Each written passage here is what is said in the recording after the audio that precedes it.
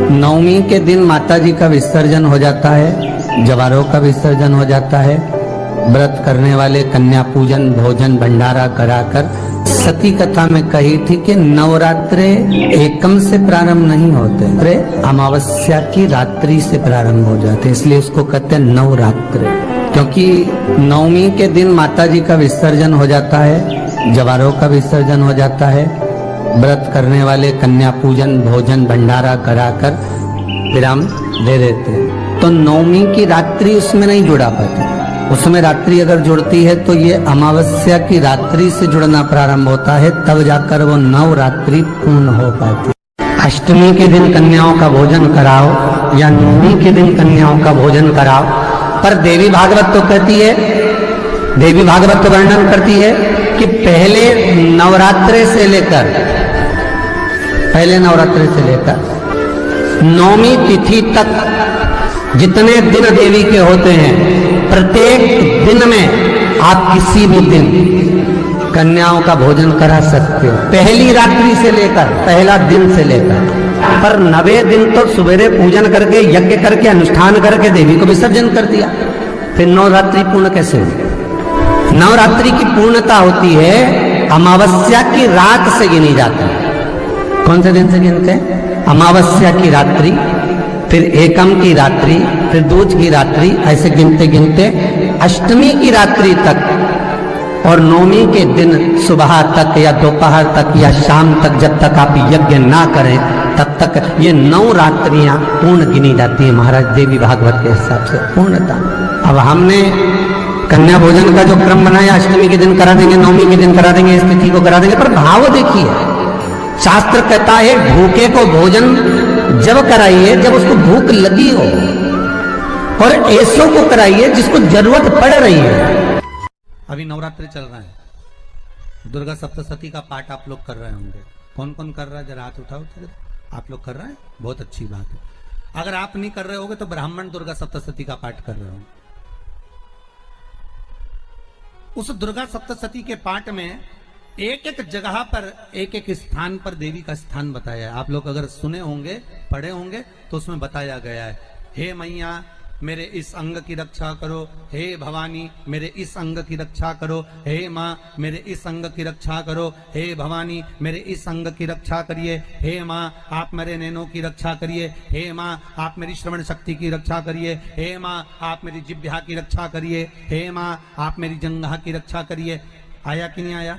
जब दुर्गा सप्तशती में एक एक स्थान का महत्व आया है कि इस जगह पर ये देवी का स्मरण करेंगे तो माँ मेरी कल्याण करेगी, माता मेरा उद्धार करेगी, बस उसी भाव में, उसी स्थान को।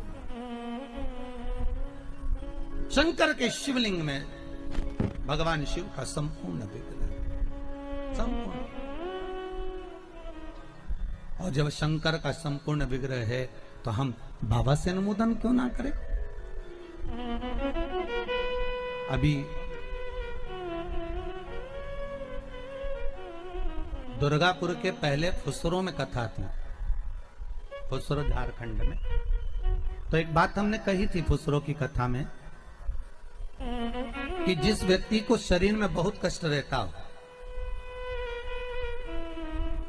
बहुत ज्यादा कष्ट अगर शरीर में रह रहा हो, तो मक्खन, थोड़ा सा गाय के दूध का माखन निकालकर शंकर के शिवलिंग पर जो व्यक्ति बीमार रहता है उस व्यक्ति का स्पर्श, माखन का लेपन शंकर के शिवलिंग पर करना प्रारंभ करो, श्री बिजलेश्वर महादेव का नाम लेकर। कौन से महादेव का नाम लेना है? श्री बिजलेश्वर महादेव।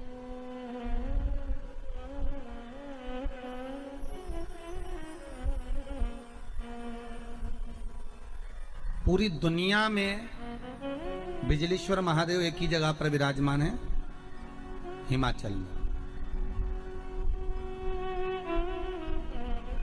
मनाली के पास।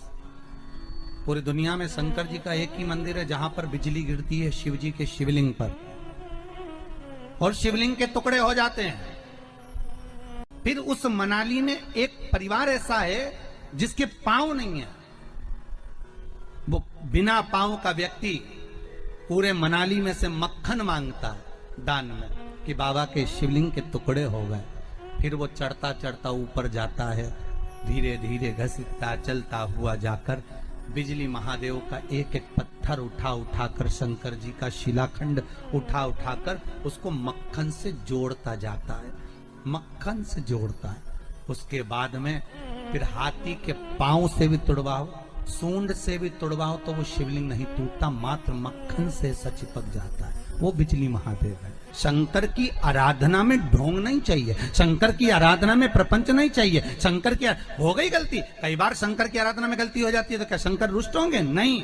शंकर अगर देख लेंगे कि 50 दिन अच्छा काम करा है इसने, एक दिन गलती भी कर दी तो बाबा स्वीकार कर लेगा। पर बाबा से बस मन आपका पवित्र होना चाहिए, इच्छा आपकी पवित्र होना चाहिए, आपके भीतर अहंकार, काम, लोभ, विषय, वासना, आसक्ति, तृष्णा, अहंकार नहीं होना चाहिए। भगवान उसको स्वीकार कर लेगा।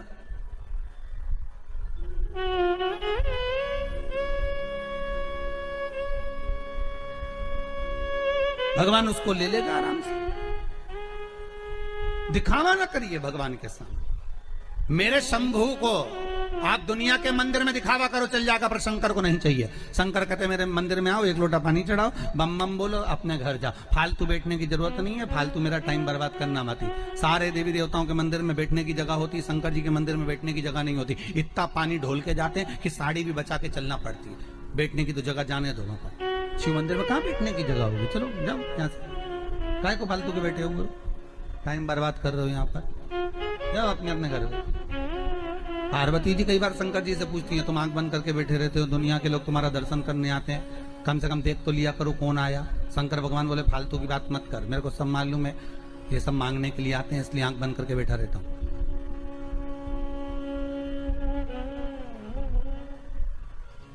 पार्वती जी बोली ऐसा कोई होता है क्या? शंकर भगवान बोले तेरी पड़ोसन क्या करके देख ले, रोज पड़ोसन क्या जाना, जीजी की जरा एक कटोरी घी दे दे, जीजी जरा तेरी चप्पल दे दे, जीजी तरह जरा सा मोबाइल दे दे, जीजी तरह थोड़ा सामान दे दे। रोज रोज मांगने जाओगे तो पड़ोसन भी दरवाजा बंद कर लेगी, तुम्हें तो आंख ही बंद कराऊं।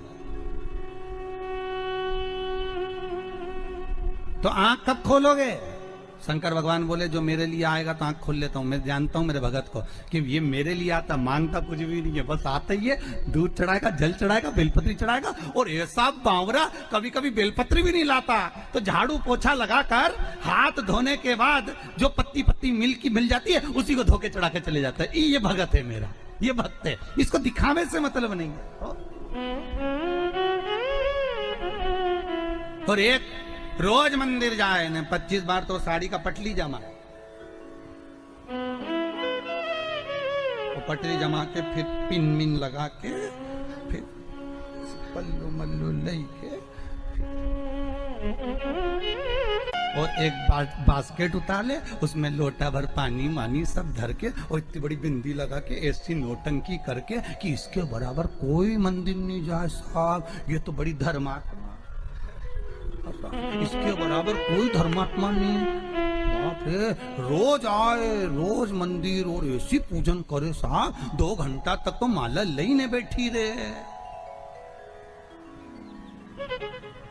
और इतने में कहीं की आवाज कर दे तो चिल्लाती भी है, उधर जाओ, उधर जाओ।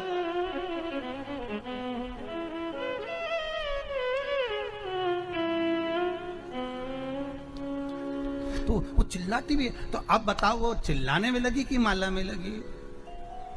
अरे बोलो तो सही, चिल्लाने।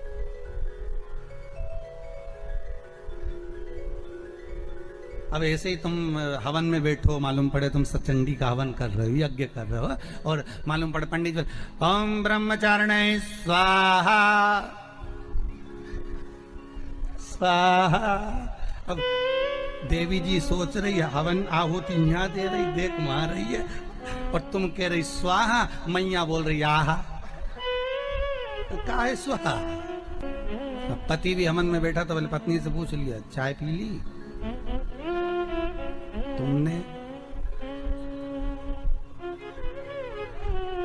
तो पूरा साज सजा के हो, हमारे पाँव से ऐसा बैठे तो यहाँ तकिया फंसा है और सामान रखो करके स्वाहा स्वाहा। माता रानी भी सोचे जी मेरा हवन कर रही, मुझे ही देख ले। सुख वस्तु में नहीं मारा। फिर वही बात आ गई, भगवान को नहीं पसंद छल। भगवान को दिखावा नहीं पसंद।